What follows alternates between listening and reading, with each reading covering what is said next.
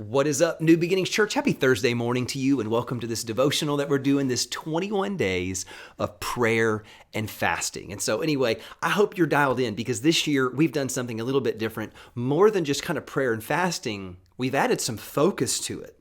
And so what we're doing is we're focusing on, God, what's my word for 2023? That, Lord, if there was one word that would kind of focus my faith and my fasting and my prayers, what do you want to do in me, through me? What do I want to see you manifest in my life? And so anyway, that's the idea. What's your one word? And of course, man, last Sunday, everybody's putting their words on the board. It's so cool. And so literally we have a list, and it's got to be over 50, 60 different, unique words. And so anyway, over these 21 days, I'm just going to do a devotion each day on a different word that you guys have chosen. And so anyway, today there was a word on the board and it just stood out to me. I thought, I want to talk about this.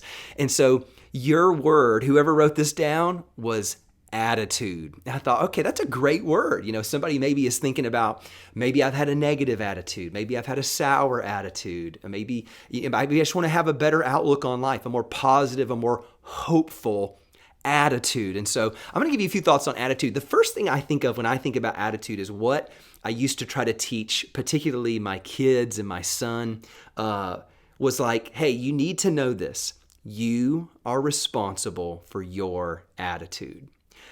It's so easy to let the world do something to you, let somebody say something to you and be like, this made me so angry. You made me so mad. Well, what you're doing is saying this. As soon as I say, you made me so mad, what I'm saying is this. You get to dictate my attitude.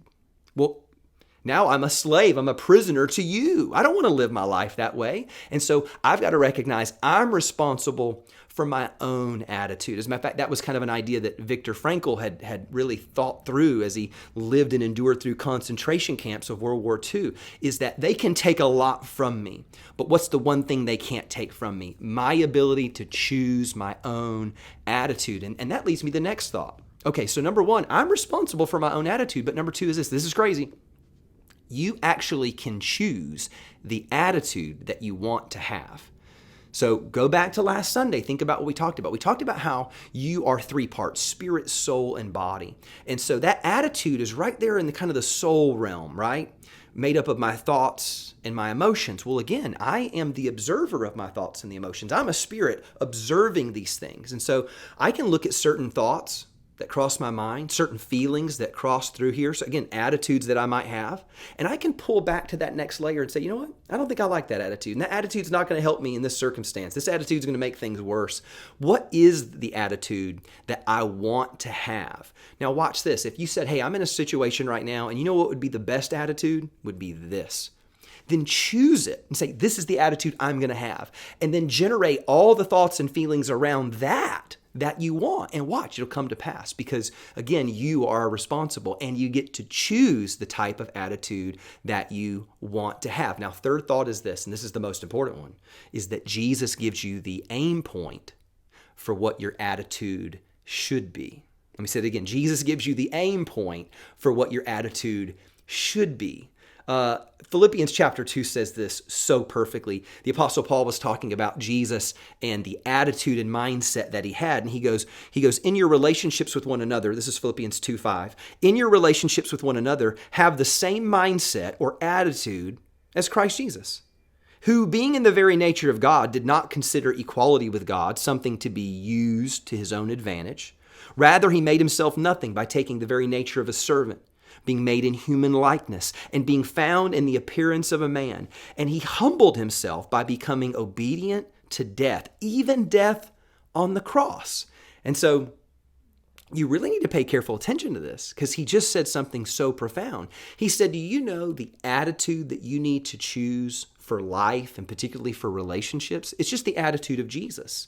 And look what he did, and model after him. Again, the first thing he does is this, is he self-empties. There's a Greek word in there where it talks about him laying down his divinity. There's a word there where it's kind of the idea of self-emptying, Well, for you to have a great attitude, to choose the attitude that you want to have, you have to be a humble person because your ego wants to get in the way. Your ego wants to be right. Your ego wants to win. Your ego wants to get its way. And so that is going to disrupt a lot of things. And so that idea of saying, no, I want to self-empty my ego. It goes on to say that Jesus was humble, that he was a servant, that he even took it all the way to death on the cross. And I think what we have to do is, for us to have a great attitude, we have to take our ego and make it die on that cross. Like, no, my ego and my pride cannot win the day. If I'm going to have a Christ-like attitude, it has to be humble. It has to be servanthood. It has to be death to ego. And if I can do that, well, then now I get to choose the attitude that I want to have. Church, I hope you have a great attitude today, and I hope you're leaning into the attitude and the mindset of Christ. I love you so much. God bless you. I'll see you tomorrow.